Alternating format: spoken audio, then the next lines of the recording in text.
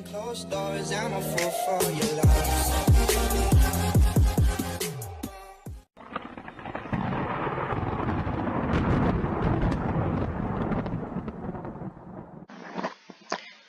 Good evening and welcome to my channel. Today I want to go over this this piece of gold right here. Perhaps a little bit of equality, perhaps a little gleaming light of, hey, you know what? Men are not all evil and women are not all good. We're a mix of people. Some people are good, some people are bad. I mean, I would have thought that would have been common sense. But, you know, I guess uncommon common sense and all. Title: Controlling Girlfriend, First Woman Convicted of New Domestic Abuse Offense. Alright, she's not bad looking, actually. Let's see here. This is by Victoria Ward. A university graduate is believed the first woman convicted under new domestic abuse laws after scalding her boyfriend with boiling water, stabbing him, and keeping food from him. Oh, okay, so she poured boiling water over him, and then she stabbed him, and then she starved him. Or maybe not starved him, kept food from him, whatever the fuck that means. Let me guess, and it had been going on for years and years, and everybody saw it going on, and nobody said a damn thing, right? Jordan Worth, 22, banned her partner from their bed, decided what clothes he could wear, isolated him from his friends and family, and even took over his Facebook account. Textbook abusive behavior. She is an abuser. Textbook. But, of course, you know, the left is going to come out somehow, or feminism is going to come out somehow and defend her, I'm sure. Come on, feminism. Give me your best. Defend this. Defend it. Come on. You know you want to. Just defend it. She was jailed for 7.5 years after pleading guilty to the offense of controlling or coercive behavior in an intimate relationship, introduced in 2015, as well as wounding with intent and causing grievous bodily harm with intent. That poor guy. God bless it. Worth, who came from a loving and supportive family, made her boyfriend's life a misery. Yeah, I would say so. Scalding water, a stabbing, you know, I mean, how did that day happen? Hello, honey, what's this? You didn't do the dishes? And, oh, I'm making dinner, and she just pours boiling water all over him, and then he slips and falls, and, oh, let me help you up, and stabs him. Like, God, Jesus Christ. I mean, I know that's not how it happened. It was a bunch of different situations, but God bless it, man. Living misery, yes. Exercising control over him and deciding what he could wear shortly after they moved in together. Luton Crown Court heard. And I bet you he felt like he could not leave. I guarantee you that the same emotional trap that female victims of domestic abuse fall into, he was falling into too. He was isolated. She purposely isolated him. It was, yeah, no. It's abuse. Raised in Ridgemont, Hurt said she had been a high performer at school and was a trained gymnast. A trained gymnast, okay? I don't know what that has to do with anything. She gained a 2.1, a 2 to 1, I don't know. That I would assume that's a 2 to 1 ratio, but 2 to 1 honors degree in fine arts from the University of Hertfordshire, and had been volunteering for animal charity, but wanted to become a teacher. Oh, so you could abuse children too? I mean, come on now. Oh, I know. The left and the feminists are going to scream at me and say, okay, I'll be hearing about it when I go debating later. I know it. They'll be yelling at me. They'll say, hey, you know, women, but women, but women. Okay, well, this particular situation right here, this particular situation is about him, and she is the perpetrator. And you know damn well that if the roles were reversed, a feminist would say this guy should never have even been a teacher, but somebody's going to defend it. I know it. Let's hear it. Bring up your stupid argument. She had also raised money. She had also raised money children in Africa. Really, she also raised money children in Africa. So she raised children for money, or the children were made out of money? Which is it? She had also raised money children in Africa. Well, you abusive, money-grubbing whore. Not only are you abusive, but you raised money children in Africa. Okay. Of course, we know common sense says she also raised money for children in Africa, but that is hilarious. But Judge Nick Madge heard that there were two sides to petite worth.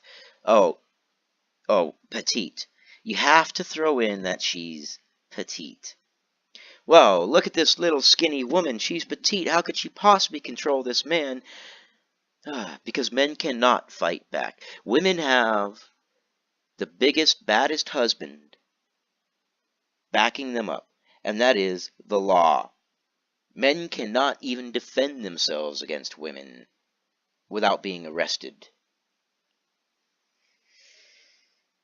So she was petite. Big fucking whoop. Who controlled every aspect of her partner's life at their home in the village of Stewartby in Bedfordshire. Worth and her partner had met at college in 2012 when they were both 16. College at 16? Okay, well, I'm in the United States. I don't know how it works in England. That's interesting. Was that the grade that you start as a freshman in college is 16?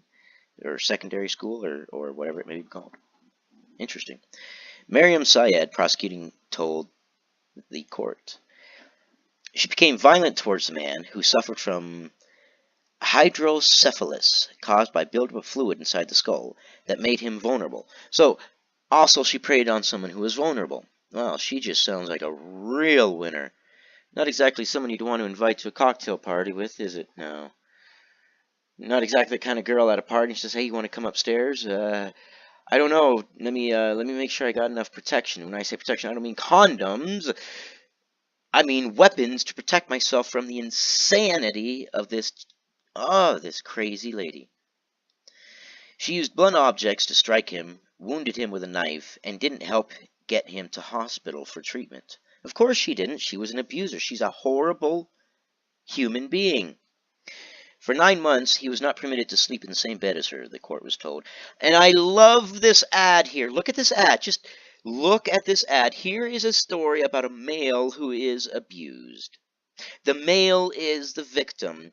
And here they perpetrate societal norms that it is the female that is the person. Look at this. Head in her hands. Woe is me. This is the story about a man who is a victim, and you can't even let him have that.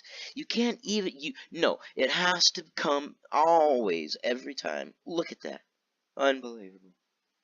The charge of controlling cursive behavior covered a period from April 2016 to June 2017. Yeah, long term. When police were called to the couple's homes. Neighbors said they often heard them arguing and the sounds of things being thrown in the house. Miss Syed said, oh, here it comes. Here it comes. I told you. Here it comes. The victim was heard by his neighbors shouting at Worth, get off me, you are hurting me. And nobody called the cops. Are you fucking kidding me? He was seen on occasions with black eyes, and to be limping with his arm in a sling, and nobody thought anything. Oh, it's just a man. Oh, it's just a man. She is petite after all.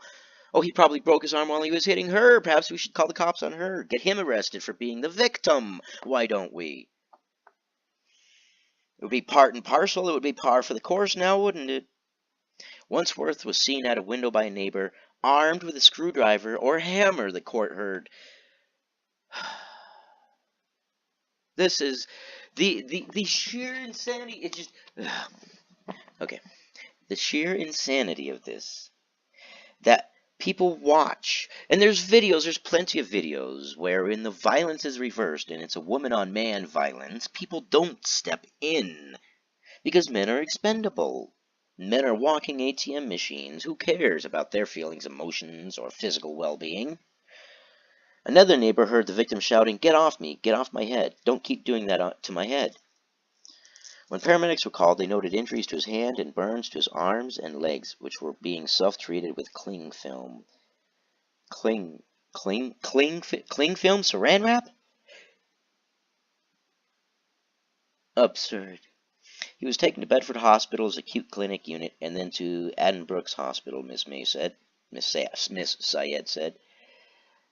5% of his total body surface was scalded. Days later, Worth was arrested. Days? Why did it take days? Reverse the roles. If this had been a guy doing that to a woman, as soon as the paramedics were there, he would have been handcuffed and buried under the prison. The judge told Worth that as well as the violence she'd carried out on her partner, she had refused him adequate bedding and food.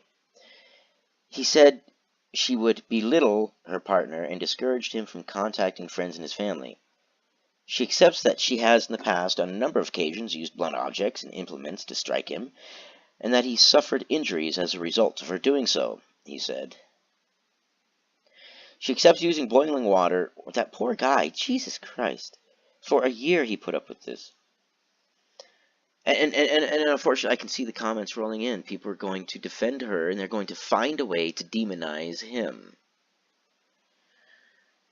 He suffered from hydrocephalus and had a vulnerable head and became increasingly isolated.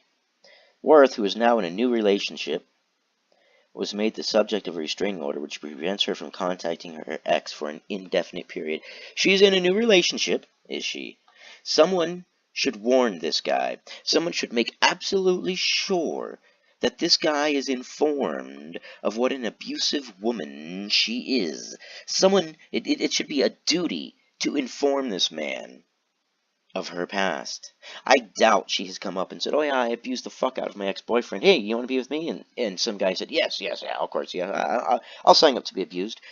No. I highly doubt he knows. And abusive behavior doesn't stop. It perpetuates. I guarantee she's abusing her new relationship. This is horrible.